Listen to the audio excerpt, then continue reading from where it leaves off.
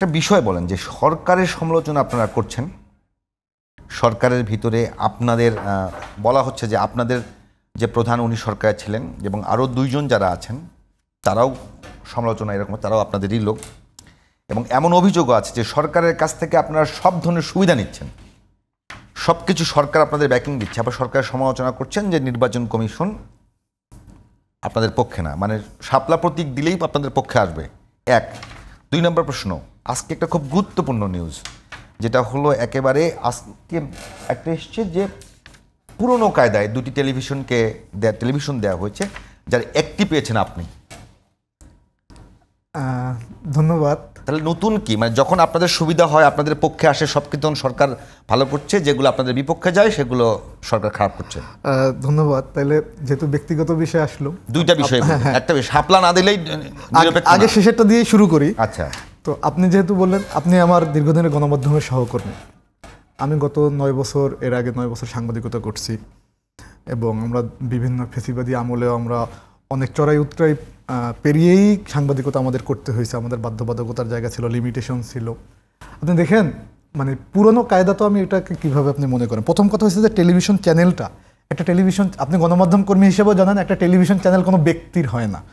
এটা কোম্পানি আইন অনুযায়ী একটা কোম্পানি ফর্ম করতে হয়, সেখানে কিছু বোর্ড অফ ডিরেক্টরস থাকে, তাদের পক্ষ থেকে একজন আবেদন করে, এরপরে তথ্য মন্ত্রণালয়, স্বরাষ্ট্র মন্ত্রণালয়ের মাধ্যমে বিভিন্ন তাদের যে এজেন্সি আছে তাদের কাছ থেকে ভেরিফিকেশন করানো হয়, এরপর একটা অনাপত্তিপত্র দেয়, সেটা নিয়ে আবার বিটিআরসিতে যেতে হয়, সেও আবার ডিজিএফআই, এনএসআই, এসবি দিয়ে ভেরিফিকেশন করে, সব যাচাই বাছাই করে, যদি মনে হয় যে হ্যাঁ দেওয়ার মতো তার সেই ক্যাপাসিটি আছে, তখন ওই কোম্পানির যে অ্যাপ্লিকেন্ট করে, অ্যাপ্লিকেন্ট বরাবর চিঠি ইস্যু করে যে হ্যাঁ তোমাকে এই তরঙ্গটা দেওয়া হয়েছে, এটা সম্প্রচারের তরঙ্গবদ্ধ হলো। হ্যাঁ, তো আপনার প্রথমত করতে হবে, ক্যাপাবল লোককে দুইজনই এনসিপি না, আমি বলি এটা যখন প্রক্রিয়া শুরু হয়েছে, এটা প্রক্রিয়া শুরু হয়েছে জুলাই পরবর্তী সময়ে, আপনাদের মতো যারা আমার সহকর্মী ছিলেন তারাই ওই সময় বললেন যে আমাদের নতুন করে একটা মিডিয়া ইন্ডাস্ট্রি, কারণ আপনি জানেন যে গত 15-16 বছরে যে মিডিয়া ইন্ডাস্ট্রিগুলো আসছে, অনেকগুলো অ্যাপ্লিকেশন পড়ে আছে, তারা কারা, সেগুলো পাস হলো না, শুধুমাত্র আপনাদের দুটো পাস হলো। একটু আমাকে শেষ করতে হবে, আপনার উত্তর দিতেই হবে আমাকে, কারণ যেহেতু এটা ব্যক্তিগত ইস্যু হিসেবেই আসছে।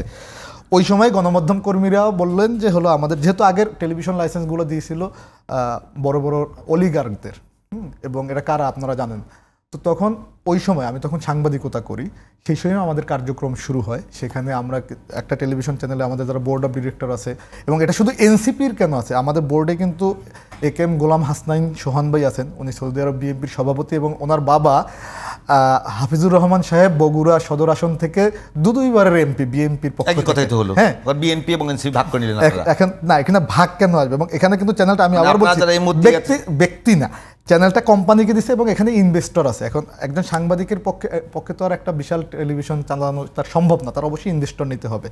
সেকেন্ড বিষয়, যে কারণে চ্যানেল আমি কেন পাইছি বা আমার কোম্পানি কেন পাইছে, এটার হলো উত্তর দিতে পারবেন আপনি জননিরাপত্তা বিভাগ, সে কিন্তু কীভাবে কী কী ভেরিফিকেশন করলো, ক্লিয়ারেন্স করলো, আপনার ডিজিএফআই দিতে পারবে, এনএসআই দিতে পারবে, এসবি দিতে পারবে, অবশ্যই সে ওই জায়গাগুলো পর্যালোচনা করছে। যেমনি আমার ট্যাক্স ফাইল কিন্তু ক্লিয়ার, এবং একটা টেলিভিশন চ্যানেল লাইসেন্স নিতে হলে এই বয়সে ট্যাক্স ফাইল ক্লিয়ার না থাকে কই যায় না, আপনার টেলিভিশন লাইসেন্স নিতে হলে যে ক্রাইটেরিয়াগুলো ফুলফিল করতে হয়, ফাইন্যান্সিয়াল ক্যাপাসিটি থেকে সব কিছু তারা যাচাই বাছাই করেই দিয়েছে।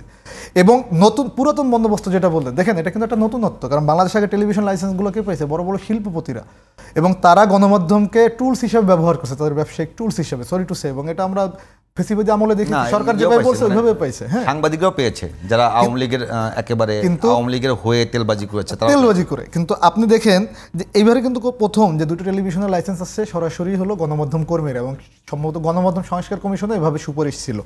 যে বিষয়টা আপনি বলতে পারেন যে সুপারিশ বাস্তবায়ন হওয়ার গণমাধ্যম কর্মী এবং সরাসরি এনসিপি করেন না, আমি কিন্তু টেলিভিশনের প্রক্রিয়া আমার শুরু হয়েছে, এনসিপি গঠিত হয়েছে ফেব্রুয়ারি 28 তারিখে, টেলিভিশনের কার্যক্রম প্রক্রিয়া শুরু হয়েছে তার আগের বছরের আগস্টের 22-23 তারিখের পর থেকেই। অর্থাৎ গণমাধ্যম কর্মীরা, আমার যারা শুভাকাঙ্ক্ষী, আমরা যারা ছিলাম, তারা সিদ্ধান্ত নিয়েছি যে আমরা একটা মিডিয়া আনা দরকার। আমরা বিভিন্ন জায়গায় শুভাকাঙ্ক্ষী যাদের সাথে যোগাযোগ করলাম, যে যারা বাংলাদেশকে ধারণ করে, বাংলাদেশ পন্থাকে ধারণ করে, গণমাধ্যম বান্ধব যে মালিকগুলো আছে। ঠিক আছে, আপনি কি মনে করেন কিনা যে এনসিপি নেতা হিসেবে আরেকজন যিনি পেয়েছেন এবং আপনি, এনসিপি গঠন হওয়ার আগেই আমি জননিরাপত্তা অনাপত্তি পত্র পেয়েছি। এনসিপির যুগ্ম মুখ্য সমন্বয়ক হিসেবে এটা একটা বড় ধরনের প্রভাব বিস্তার করেছে? না, আমি এটা কখনোই মনে করি না, কারণ এনসিপিতে আমি যোগ দেওয়ার আগেই আমার জননিরাপত্তা বিভাগের ক্লিয়ারেন্স হয়েছে। হ্যাঁ, সো এটার কোনো সুযোগ নাই। এবং আমি এর আগে দেখবেন যে আমি যখন সাংবাদিকতা করছি, আমি কিন্তু খুব পেশাদারিত্বের সাথেই সাংবাদিকতা করছি। আমি যে জায়গাটা ফিল করছি যে বাংলাদেশের মানুষকে এবং বহির্বিশ্ব সহ সারা বাংলা মানে পৃথিবীতে যে 30-35 কোটি বাঙালি জাতি আছে, এদের কালচার বা এদেরকে যে এদের ভালো খারাপের যে দিকগুলো, এদেরকে দুর্দশা, মানে সব কিছু মিলে অর্থাৎ বাংলাদেশপন্থী কোনো টেলিভিশন চ্যানেল এখনো বাংলাদেশে হয় নাই। এটা হয় বিএনপির দালালি করছে, না হয় আওয়ামী লীগের দালালি করছে, মানে অথবা ধরেন দিগন্ত। এখন আপনারা বিএনপি এবং এনসিপি নিয়েছেন, আমরা আমাদের এটা তো দেখতে পারবেন, আমরা ওই লক্ষ্য থেকেই করছি যে একটা বাংলাদেশের মানুষের জন্য, জনমানুষের জন্য একটা টেলিভিশন চ্যানেল। আচ্ছা, আমরা সে পর্যন্ত অপেক্ষা করব। এবং এইখানে আমার বিনিয়োগ শুধু পেইড আপ ক্যাপিটাল যেটা জমা দিতে হয়, এবং পেইড আপ ক্যাপিটালটাই হলো জমা দেওয়া আমার বিনিয়োগ, এবং আমার ট্যাক্স ফাইলে আগস্টের আগেই আমার সে যথেষ্ট পরিমাণে সক্ষমতা গত অর্থ বছরই আমার ছিল, তার থেকেই আমি এটা দিয়েছি। চাইলে যে কেউ এটা ওপেন ইনভেস্টিগেশন করতে পারে যে টাকা আমার ট্যাক্স ফাইলে কোত্থেকে আসছে, কারণ এটা তো পাঁচ স্টেজে যাচাই বাছাই হয় যে আমার সব কিছু ঠিক আছে কিনা। না, আমি সেটাই বললাম যে শাপলা প্রতীক নিয়ে, আর শাপলা প্রতীকের বিষয় না দিলেই নির্বাচন কমিশন, আমি কিন্তু নির্বাচন কমিশন কেন নিরপেক্ষ না, আমি কিন্তু কয়েকটা প্যারামিটার আমি দেখাইলাম। আপনি দেখবেন যে এই নির্বাচন কমিশন, এবং তার তো সক্ষমতাও নাই যে নির্বাচন কমিশনারের সামনে একটা দলের সিনিয়র যুগ্ম মুখ্য সংগঠককে মারে আর সে গালে হাত দিয়ে তাকায়। এবং আপনি লাস্ট দেখেন যে এই যে আসন পুনর্বন্টন করলো, সেখানে বিএনপির চাওয়া ছিল 2001 সালের সীমানায় ফিরে যাওয়া। ইসি কিন্তু ঠিক 2001 সালের সীমানায় ফিরে গেছে, সেখানে কারো আপিল ওইভাবে গ্রহণ করে না। বিএনপি যেভাবে চেয়েছে সেভাবে সীমানা পুনর্নির্ধারণ করছে। কেন? ওই সীমানায় 2001 সালে বিএনপি ক্ষমতায় আসছিল। এর থেকে বড় উদাহরণ আর কি লাগবে? যদি শাপলা প্রতীক আপনারা না পান, শাপলা প্রতীকের আমাদের শাপলা প্রতীক আমরা পাবো না, আপনার কেন মনে হয়? এটা না পাওয়ার তো কোনো যৌক্তিকতা যদি না পান, না, যদি না পাই বলতে কোনো কথা, তাহলে কি নির্বাচন যাবেন না? নির্বাচন কমিশন তো আমার যে পছন্দ, আমার নির্বাচন কমিশন দেখবে যে আমার আইনগত বাধা আছে কিনা। আইনগত বাধা নাই মানে আমি আমার পছন্দ দিব, এইটাই স্বাভাবিক। আপনি কোন বাড়িতে থাকবেন, আপনার ঘর কেমন হবে, এটা তো আপনার প্রতিষ্ঠান নিশ্চয়ই ঠিক করে দিবে না। আপনার প্রতিষ্ঠান দেখবে যে সরকার এটা ঠিক করে দিবে না। সরকার দেখবে কি? সরকার দেখবে যে আপনি মিস্টার বিপু সাহেব, আপনি ঠিকমতো সরকারের ট্যাক্স দিচ্ছেন কিনা, আইন কানুন মেনে দিচ্ছেন কিনা। আপনি যখন একটা বাড়ি পছন্দ করছেন, সেই বাড়িটা আপনি নিতে চাবেন, সরকার তো আপনার দিকে বাধ্য, যদি আইনগত বাধা না থাকে। তাহলে কেন হবে আবার এটা যদি না পাই? যদি বলতে যদি কিন্তু কোনো কথা নাই। বিএনপি যখন 2008 সালে ধানের শীষ আবার তার চাইছে, জাতীয় প্রতীকের অংশ হওয়ার পরেও দিছে না। দাঁড়িপাল্লা জামাতকে আবার পুনরায় এসে দিছে না। তাহলে এখানে যদি কিন্তু কেন আসবে? নির্বাচন কমিশন, আমি তো বললাম যে আমাদের কাছে মনে হয় যে নির্বাচন কমিশন এবং তার যে অ্যাসোসিয়েটস যারা আছে, তারা চায় না এনসিপি নির্বাচনে আসুক, তার জন্যই নীল নকশা করতেছে। হ্যাঁ, কারণ এইখানে নির্বাচন কমিশন তার তো মেরুদণ্ডই নাই, সে কীভাবে নির্বাচন করবে? বরং আমি অনুরোধ করব বিএনপি সহ যারা আছেন এবং ঐক্যমত কমিশনকে, এই ঐক্যমত কমিশনের মধ্যেই এখানেই তারা বসে একটা স্বাধীন এবং যার মেরুদণ্ডওয়ালা সেই গার্ডস আছে, তার একটা এইরকমের একটা নির্বাচন কমিশন গঠন করুক, যে একটা সুষ্ঠু নির্বাচন উপহার দিতে পারবে। কারণ দেখেন, বাংলাদেশে এটা কিন্তু খুবই সম্ভব, এটা 15 দিনের মধ্যে আলোচনা সম্ভব।